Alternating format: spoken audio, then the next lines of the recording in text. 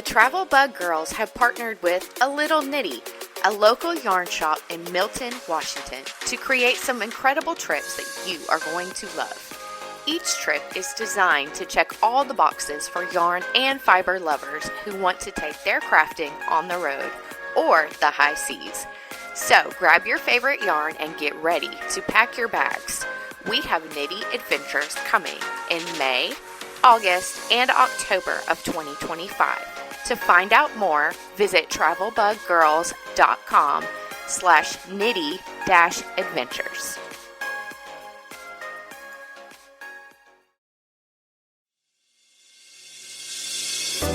Welcome to the Travel Bug Girls podcast, the show where we dive into the world of travel, exploring everything from expert tips and insider secrets to unforgettable destinations and the latest trends.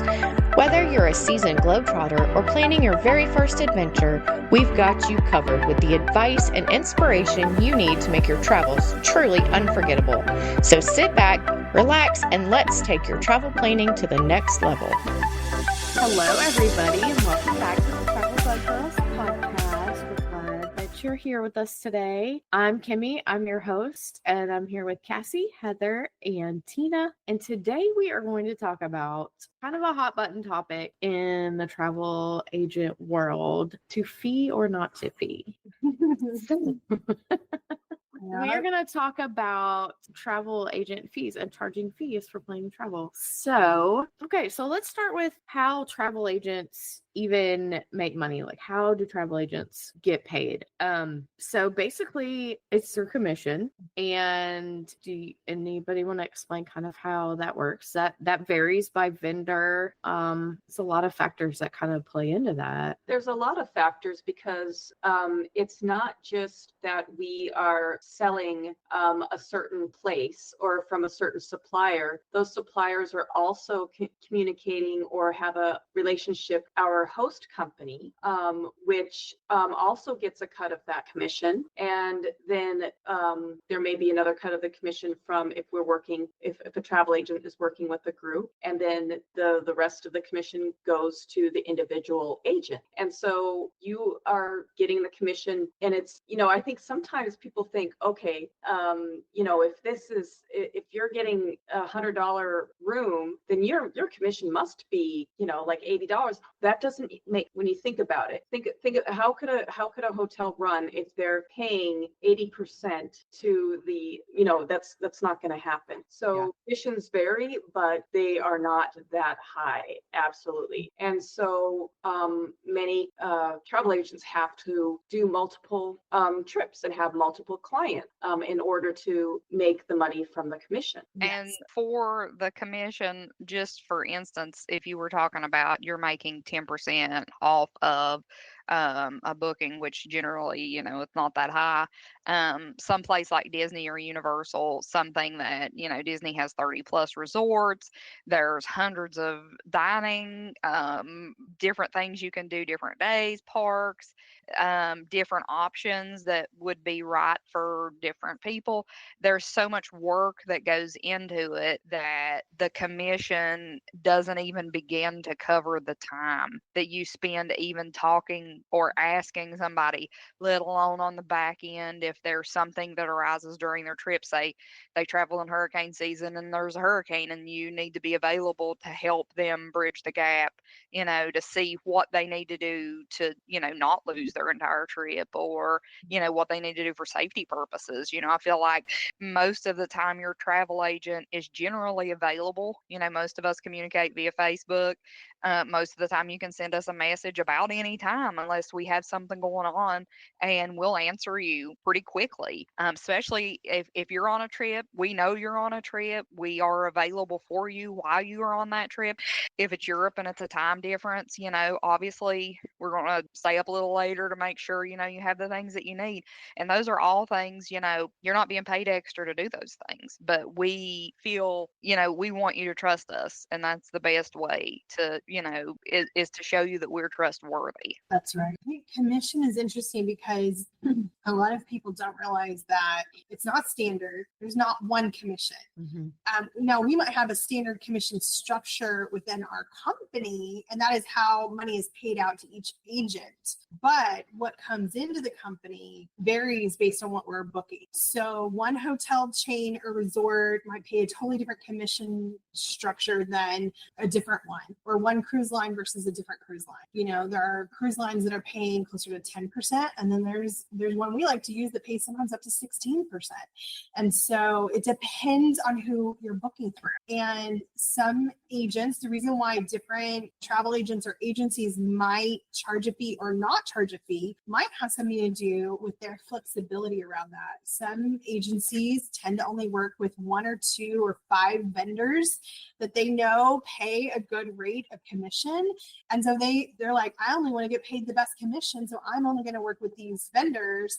And that is a totally legit way to run a business, and that simplifies things. You know what you're getting paid, you know who you're working with, you become an expert just working with those 4 or 5 vendors maybe, and you really have narrowed down what you're doing.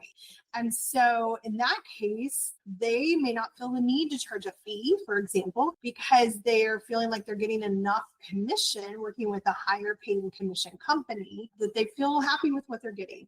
And sometimes those same companies that are paying higher commissions are a higher dollar product. So somebody who's selling a trip worth $30,000 is very different than someone who's selling a trip worth $3,000, right? Or someone who's willing to book you a weekend hotel for $300.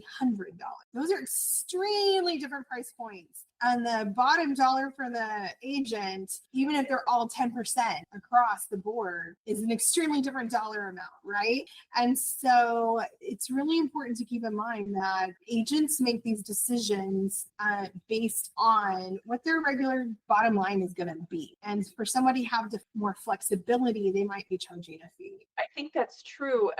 Also, Cassie kind of talked about it for a second, is the things that we are planning for our clients are not always commissionable things. That's a great point. So when you hire us, sure, we may be doing some of that out of the goodness of our heart because we want you to have a good time. Absolutely, on your trip. I don't want to set you up to this great hotel, and when you say I'm gluten-free or whatever, and they don't have options in the hotel dining, but you need a place close that you need to eat. I still want to try to find that for you so you have a good time on your vacation. Just because I'm not getting paid for it via commission doesn't mean. And another thing is, this is kind of an idea that was my previous job. I worked at marketing for a financial planner. And in the financial planning industry, there's kind of the same thing. There's people who work on fees for financial planners, or there's people who work on commission. Now, if you are working with somebody who is working on just commission, they may always just try to sell you the things that make them the most money. And like in travel, that may be a perfectly good way to do things because, the people who come to you, maybe that's all that they need are these certain things that you specialize in that happen to give you a good commission. The company I worked for was a fee-only model of financial planner. This is probably more than you need to know about financial planning, but on a side note, because the fee-only financial planner would get paid an upfront fee, each month or quarter or whatever, and plus a percentage of the money that they were managing for you. So if you have $100,000 that they're managing and they charge you the $1,000 a year plus the 0.1% of however much you're managing. So they get paid more the more that you make. So it's almost like a commission-ish, but it's based on what you're doing. So what they call that, certified financial planners call that being a fiduciary. And I'm not sure, Heather, if fiduciary is a word that's used in the travel industry, but for me, I kind of think of that when I am charging a fee, I am letting my clients know, hey, this is so I can spend time and effort finding you the best deal. And it may be the best deal because it's a less expensive option, and I'm not missing out, or I don't feel like I should guide you a different direction just because of my paycheck. I'm guiding you in the direction that is finding the best hotel for you or the best trip for you based on what you've told me. So maybe by having a fee, I am more likely to, do what you need done, not necessarily what the numbers are going to look like at the end. That's a great Definitely. point. Yeah, I'm glad that you brought that up because I think it's good to note that this kind of option or like fee-based or not fee-based is not exclusive to the travel industry. There are other industries that kind of operate in their own way where each agency operates in a way that works best for them. And I think your point too that if you are not charging a fee, then it makes it more difficult for the agent that is planning to really be unbiased when they're choosing who they're going to work with, when they're choosing a hotel, when they're choosing, whatever. If the only money that they're getting is from the commission from that. So when we look at different vendors, some of them might be a 5%, might be an 8%, might be a 12% commission. So if that's all the money we're getting, heck yeah, you're going to want to use the vendor that has the 12% commission, because otherwise, you might be working 10 hours and making $30. I think that's why there are some cases where some people have gotten the wrong idea about travel agents. And this happens in every industry where someone is paid on commission. This happens in every industry where someone's paid on commission. People get the idea that they're being taken advantage of, or that they're only being sold what the sales agent wants to sell them, not what the buyer wants to buy. It becomes a temptation in any industry where the sales team is paid only on commission. It will not happen with every sales agent. Okay. But it is a temptation that is going to lure some sales agents into only selling you the higher dollar items, only promoting and pushing and showing you the higher dollar items. And that's because it's the only way they feel like they can justify their work. It's the only time they feel like they get paid enough to do all the work that's required. Right. And so that's why some people, say things like, oh, car salesmen, they're such a scam. No, they're not, guys. They get paid to give you what you want. Okay. They're not a scam. Are there unscrupulous salespeople? Yes, there are. But it's usually created by a scenario where the only way for them to get paid is to push the higher end stuff in order for them to feel happy with their work. That's the only way for them to get rewarded. Like then they get rewards on top of that. Like if you're the highest dollar salesperson, then you get extra rewards, right? That a system set up that way is going to create more temptation for people to act that way. So when we created Travel Bug Girls, when we built our business from the beginning, I was making decisions so that my agents would not feel trapped into that mindset, because it's a temptation that's already going to be there. And what I want is for all of our clients to have the vacation they really want. And if that means what they want is to book something that doesn't exist on a commission system, for example, when I started Travel Bug Girls, I had just moved back from Europe and I had seen all these incredible, like little Italian farmhouses and little French castles and all these things that I knew weren't on the main hotel systems that are going to give you the big, commission payouts. If I'm going to book that for you, I'm going to have to go to a personal website or call an actual human and arrange that trip for you. And I wanted the freedom to do that and still get paid for it without having to turn around and charge the clients a huge sum.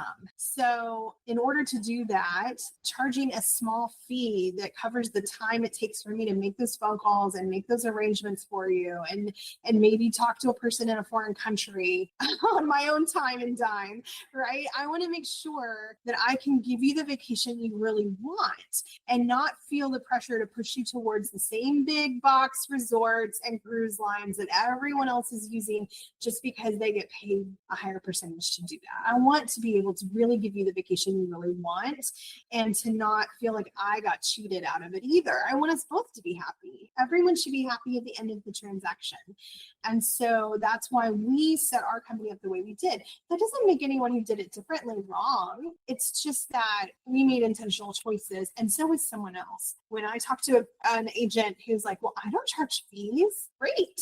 That's good for you. Good. I don't know how you're doing that. I would want to know kind of behind the scenes. What are you only working with certain, vendors? Are you maybe not getting paid as much as you should and you're not going to be in business very long? That happens, guys. Like, just transparency. There are a lot of people out there who aren't taught how to run a business.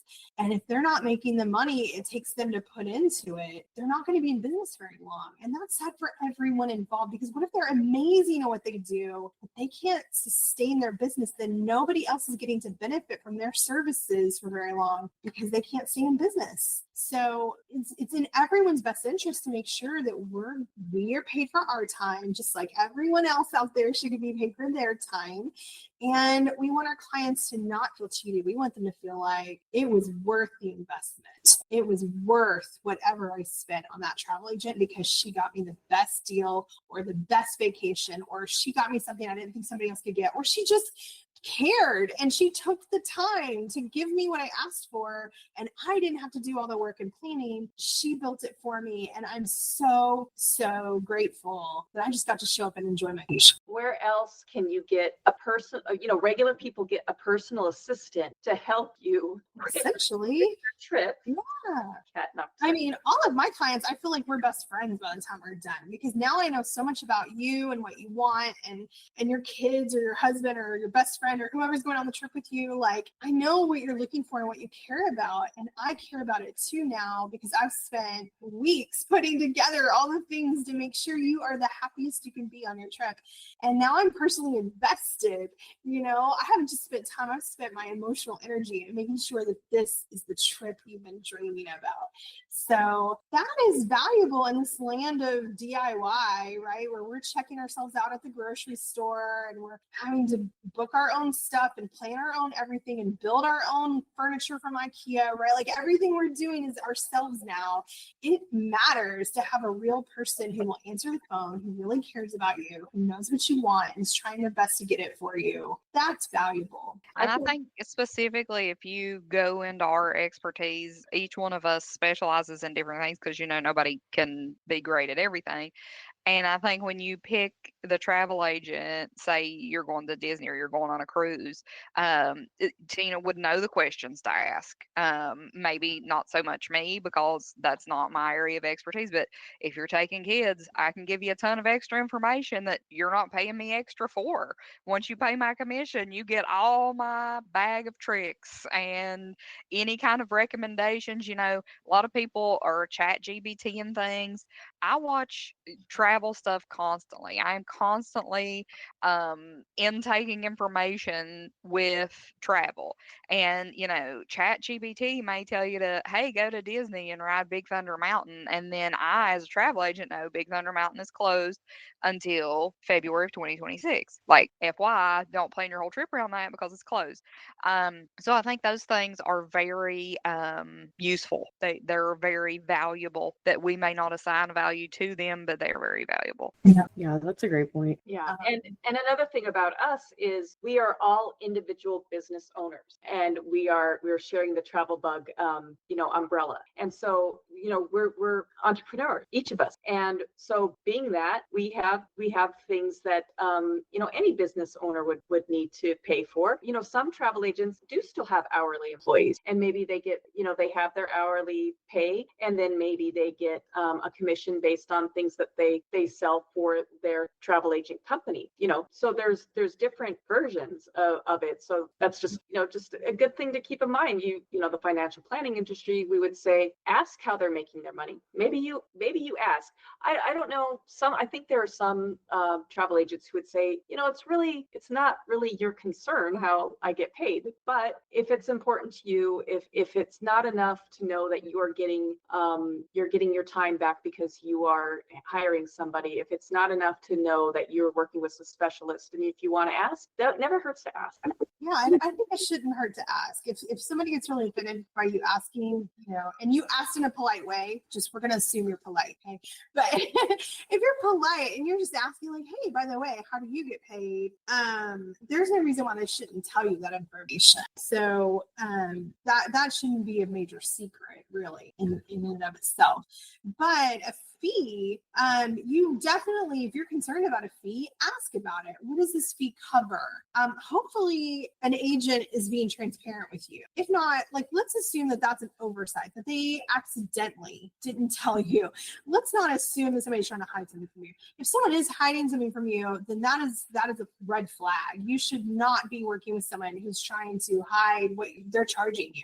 You should know up front, if possible, what the fees are, what they cover. And I think these are best practices. Someone, if you're a travel agent out there listening, you're new and you found us somehow, like, please write down exactly what your fee is, what it covers, what it's for, and when it's due, and put that in your information kind of up front. It doesn't have to be on your website, face forward, okay, but definitely in your first conversation or two with a client, they need to know that information. And so that's our standard practice, is to make sure our clients know. If somebody ever worked with us and they didn't know that pretty early on, then that was an oversight. That was an accident, because it should be in our pretty early conversations about what we charge and why, and how to pay it and when it's due. That's pretty basic information, So we charge, you might see different kind of fees with different agents. One fee would be a booking fee. A booking fee is to cover the time,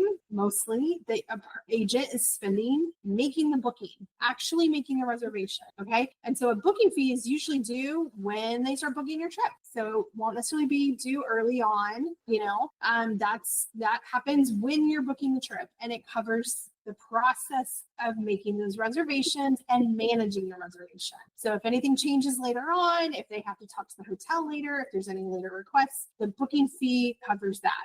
And heads up, some agents charge a booking fee for each piece. So there might be a booking fee for a hotel, a booking fee for an airfare. There might be a booking fee for, any excursions or tours you're doing, because every single time they have to interact with your trip, they might feel that it's fair to charge you for the time they're spending doing that. So that's what a booking fee would cover. So you might want to know, like, is this a one-time booking fee for my whole trip, or is it per piece? Is it per person? Those are some things that might need to be explained or asked about. Another fee could be a planning fee. A lot of agents now are charging planning fees that are charged earlier in the process. And that's because a person might inquire about a trip. You do a ton of research, plan out the trip, present the trip, and then the client says, thanks. And they take all that information and go book it themselves. And you just spent 6 hours. You didn't tell them you spent 6 hours. They think you spent 20 minutes. They don't know. You may have spent 6 to 8 hours doing the research, planning out the itinerary just right, so everything falls perfectly. You may have made it pretty even and put it into a beautiful presentation. That takes a lot of time. And then that person basically stole from you, is the way the agent feels about it. Okay. Yep. If a client takes that and runs with it, without paying for it, they stole your time, your effort, your energy, and in some cases, your resources, because we're paying for the resources to plan everything and book everything and present everything.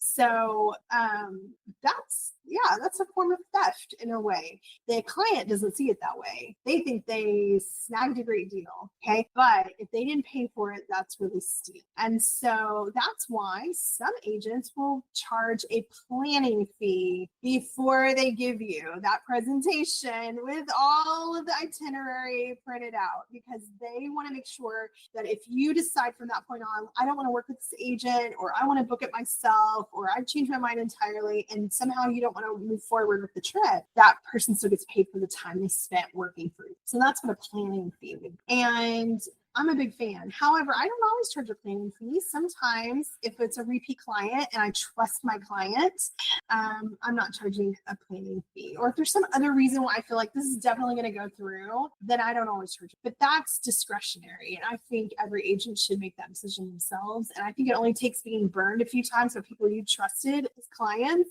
before you go, maybe I should think about that planning fee again, because it's really hurtful. It's really hurtful. And affects your bottom dollar. Like, we have bills to pay too, right? So I have a family to take care of, and so does everyone else. So that's when you're gonna pay a planning fee. Where else are you gonna go where you're getting a service and then not expecting to pay for the time that somebody spends on that service? Like, it's really kind of that, in that way, the travel like industry is kind of unique, because for some reason there's like this expectation that it should just be for free, like that people should just spend their time for free and create this service. And I mean, let's be honest, it's kind of like, that's an unfair expectation for a client to have to come in and be like, hey, will you spend 6 hours planning this for me for free? And then what?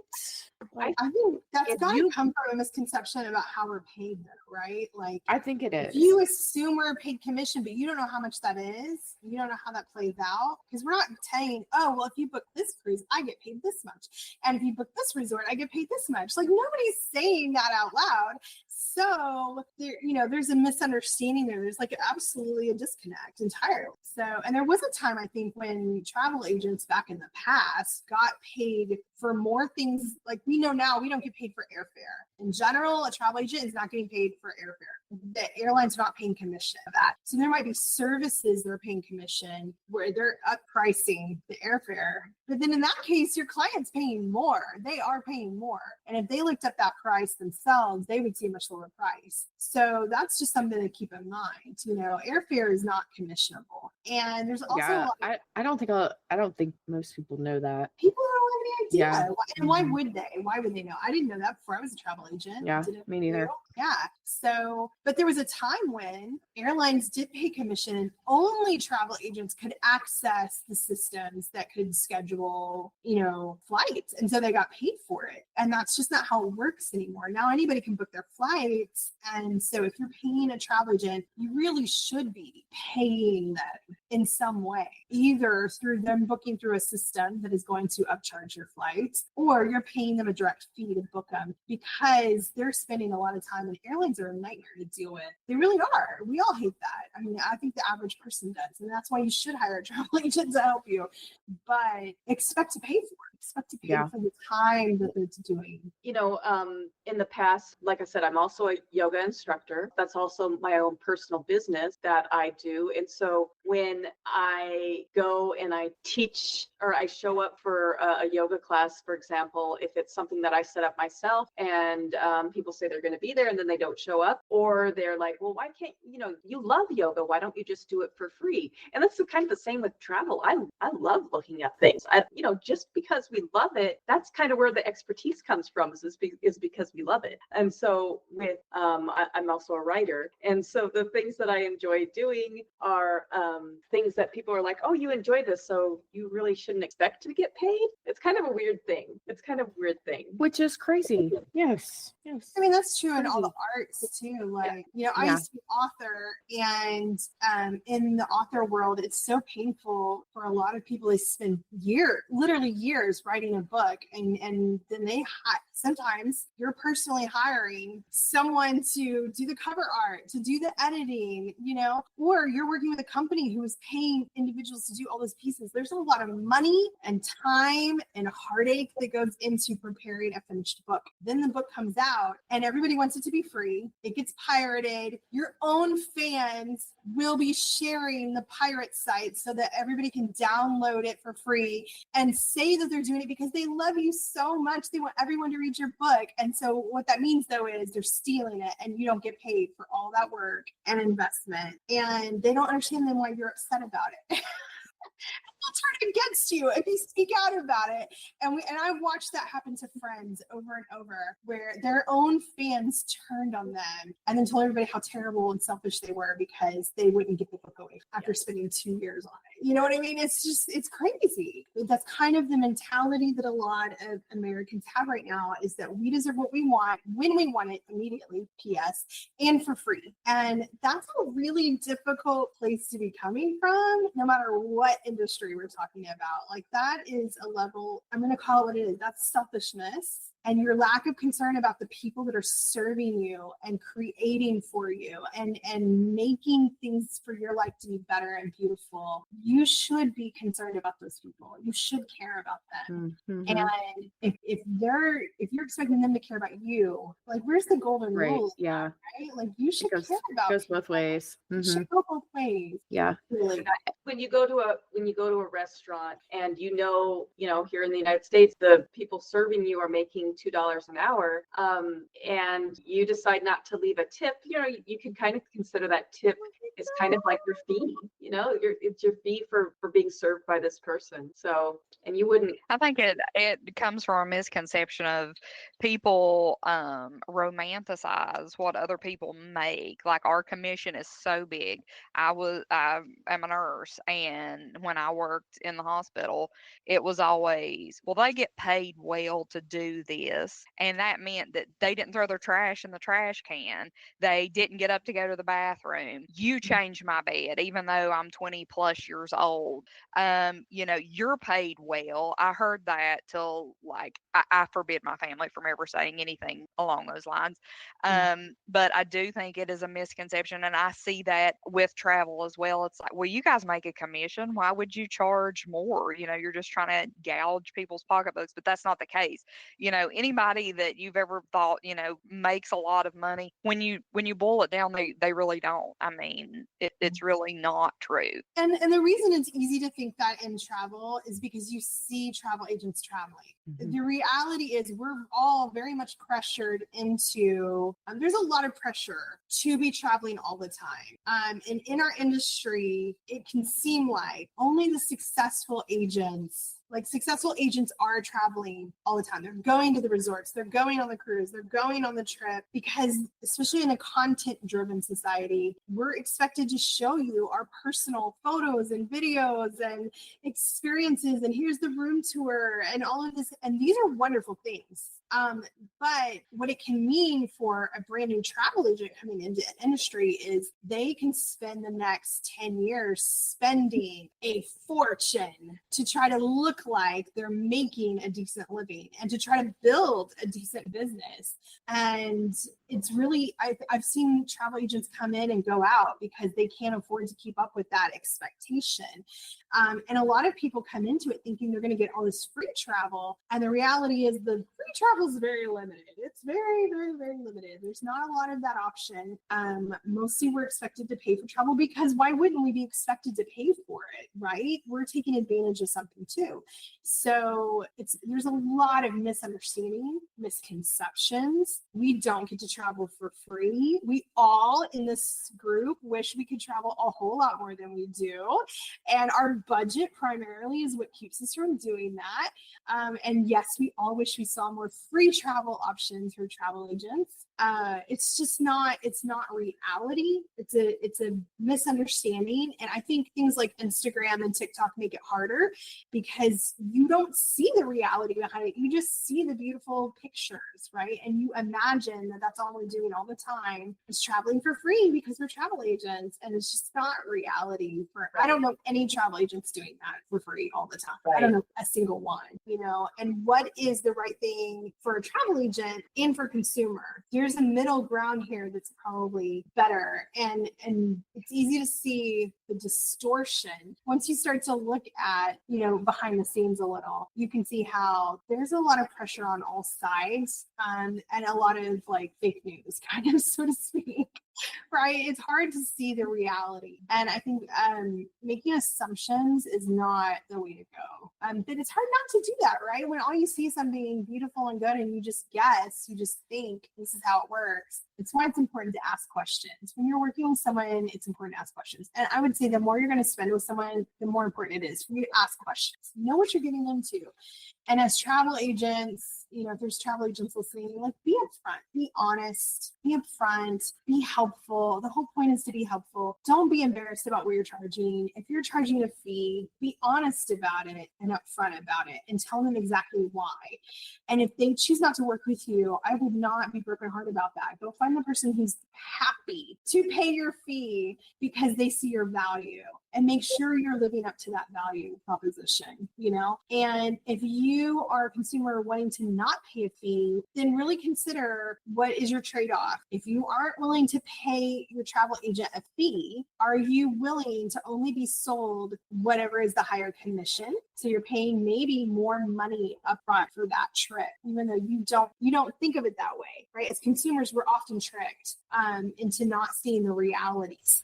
We have been told fees are a bad thing. Are they though? Because if it's going to save you money in the end, are you really sad to pay me $50 up front if I save you $2,000 on your trip? Or aggravation? Or yeah, exactly. Yeah. Would you rather not pay a fee, but that person's not going to take care of you because they're really in it to recruit you to be a travel agent on the other side of your trip, right? Like, make sure that you really consider the real cost behind your trip, and the real value of a travel agent is to save you time, maybe save you money, definitely save you time, and to have a real human that cares about you and your trip to help if something's going wrong. Those should be the main value points for any travel agent, whether they charge a fee or not. Make sure you're partnering with someone that you can really trust. I think that is a great place to wrap up. That was a good discussion, and hopefully our listeners have learned kind of some new insider information about how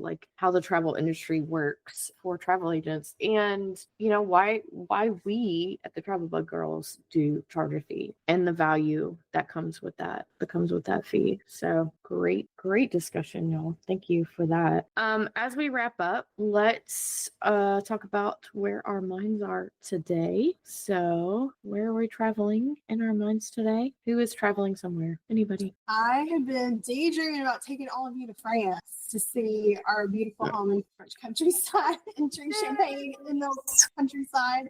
Let's do that. That's what I was about. That sounds amazing. I love that. I'm there. I'm also kind of thinking about some travel that we're hopefully going to be doing together in the next couple months when people come to the Dallas area. And what made me think of it is in a previous podcast we were talking about aquariums, and the Dallas Aquarium is very, very cool. Yeah, I mean, I don't know, Heather, have you been there? The Dallas Aquarium? Oh, it's so cool. I love it. And then there's an aquarium in New Orleans that I haven't been to that I always have wanted to go to, but I've just not made it there when I'm there. So I'm thinking aquarium. I love an aquarium, y'all. I don't know. I guess I'm still a little kid at heart, but I love a good aquarium. I love a good aquarium. I love a good zoo. Like, I'm telling you. I never did grow up, I guess. Like, I'm stuck in that. I'm also a Disney adult, so we have that.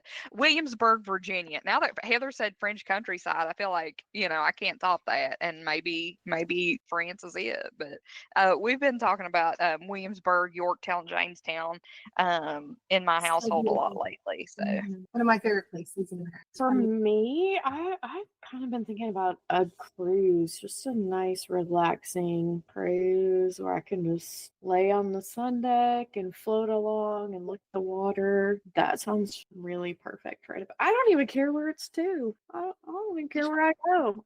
Just let me float along. Maybe get a pedicure on the way. That sounds pretty. Just disconnect and float around the ocean. Sounds fabulous. Well, thank y'all for joining us today. And that was a great episode. Be sure to tune in next week. Our episodes come out on Tuesdays. And so tune in and be looking for our next episode of Travel Bug Girls Podcast. Y'all have a great day. Bye, y'all. Thank you for tuning in to this week's episode of the Travel Bug Girls Podcast. Be sure to subscribe to get our new episodes every week. We'd love to connect with you on social media. Share your answer to this week's podcast question with us at facebook.com/travelbuggirls. You can find us on your favorite social media by using @travelbuggirls. Want to join our VIP group? You'll find us on Facebook groups under TBG Travel Bugs. Learn more about the Travel Bug Girls and what we do on our website at travelbuggirls.com. Until next time, keep exploring, keep dreaming, and safe travels.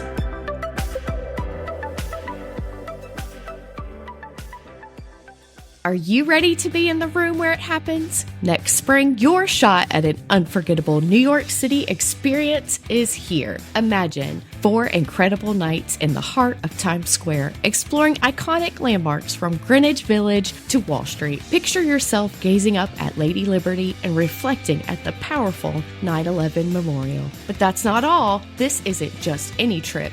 It's your chance to witness the revolutionary energy of 2 Broadway shows, including the one you've been waiting for, Hamilton. We're taking care of everything. Round trip flights from Dallas or your closest airport, comfortable hotel transfers, 5 delicious meals, and easy transportation throughout the city are all included. Don't throw away your shot. Visit travelbuggirls.com to book your Broadway dream trip today. That's travelbuggirls.com. Be a part of history. Experience New York City and the magic of Hamilton.